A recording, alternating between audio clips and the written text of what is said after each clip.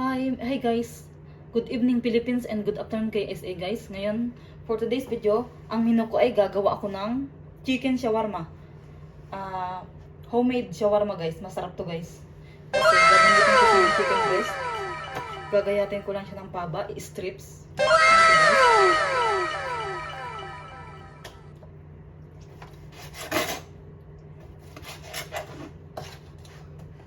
Ganito guys, paba. Maninipis lang.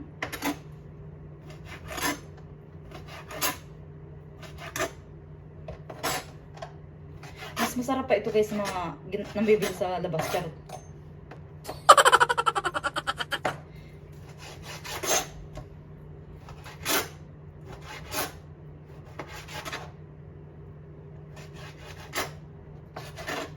Ganito guys. Ganito lang kanipis.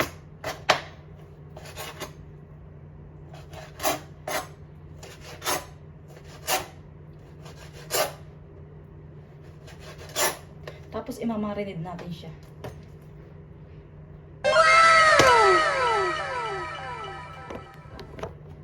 Hi guys, ayan nagayat ko na yung chicken breast ng pahaba. Maninipis siya. Imamarinate naman natin siya. Imamarinate natin siya sa paprika, turmeric powder, black pepper. Meron siyang coriander powder, saka Turkish paprika at asin. Tapos meron dito bawang na ginayat ko ng small. Ayan guys, isama-sama na natin lahat. Ayan. Lagyan na natin itong bawang. Lagyan natin ng lemon.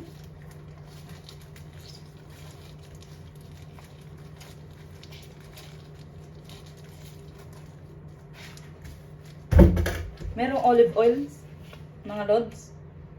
Lagyan natin para hindi siya dry.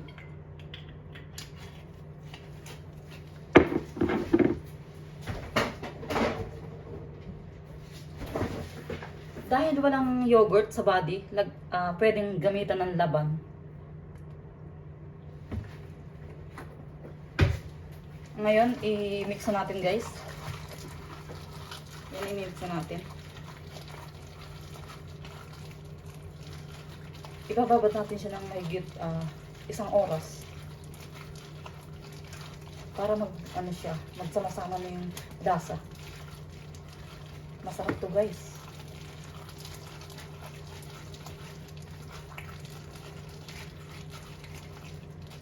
So ayan na guys.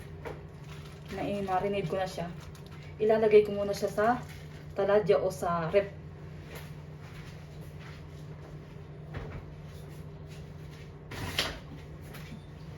After 1 hour, pwede na yun guys.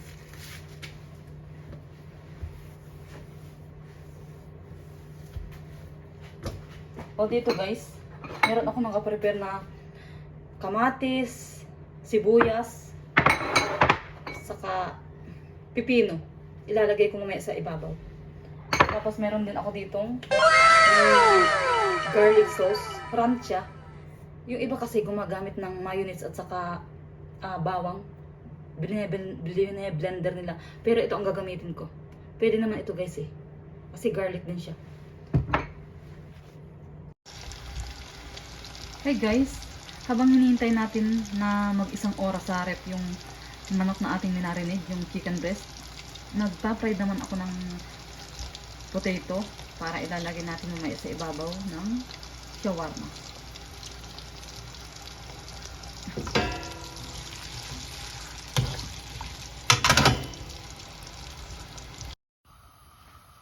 Ito na nga guys, dahil tapos nang i-marinate yung chicken, naka ko na sa rep, 1 hour na. Lulutuin na natin siya sa kawali hanggang mag-brown. Hanggang sa mag-brown siya. Baba at taas.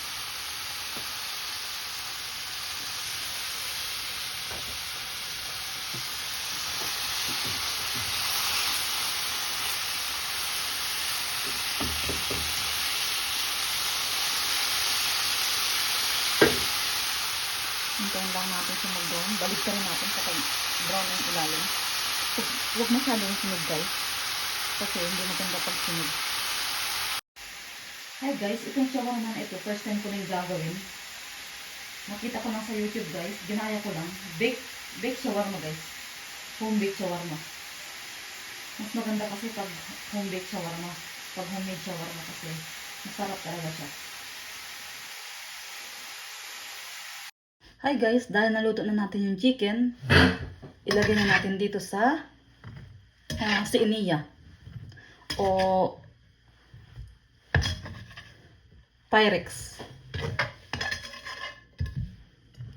Ilalim natin guys.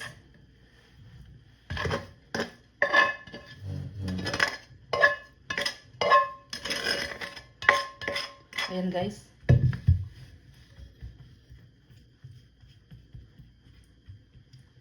Nasa ilalim yung chicken.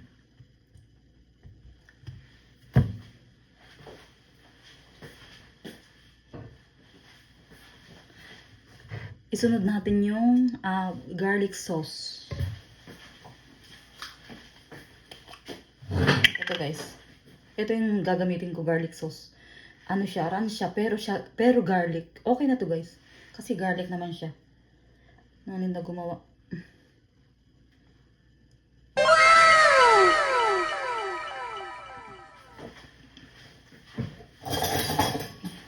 Tapos, ikalat natin yung garlic. Ganun lang kasimple guys. Kung love mo ang magluto, magpe-perfect na yung luto mo.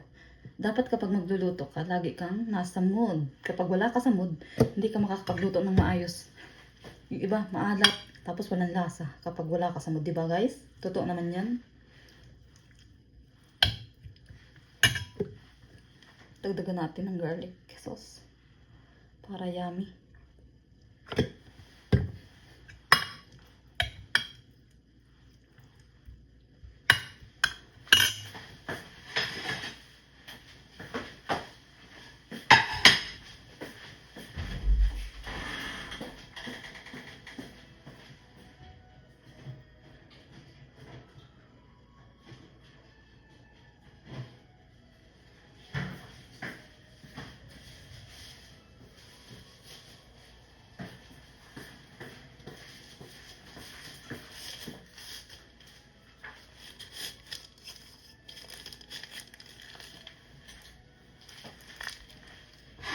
Tapos guys, sunod sa garlic, lagyan na natin tong prinito ko na patatas.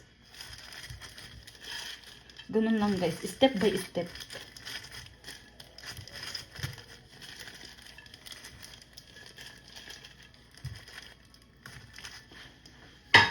And guys, ilagay ko ng patatas, isunod natin yung vegetables. Isunod natin yung tomato.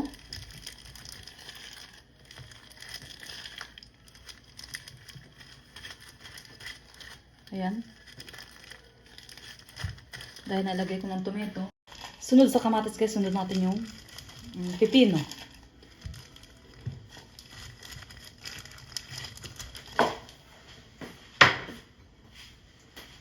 Lagay na natin tong sibuyas kasunod ng pipino.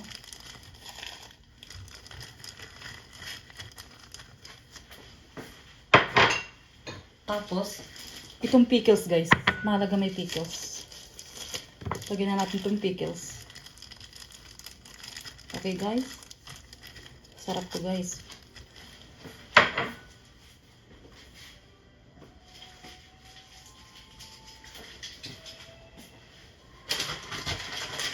Tapos, sa ibabaw guys, para mas lalong sumarap, lagyan nyo ng mozzarella sa ibabaw.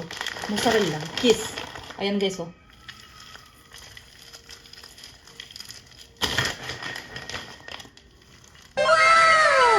Mag-ano lang siya, mag-melt yung mozzarella sa ibabaw. Okay na yun.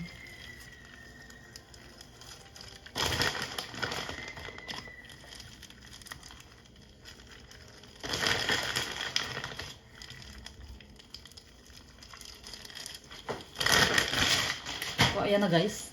Nailagay na natin lahat. Ilalagay na natin siya mamaya sa oven. Mamaya na natin bubuksan.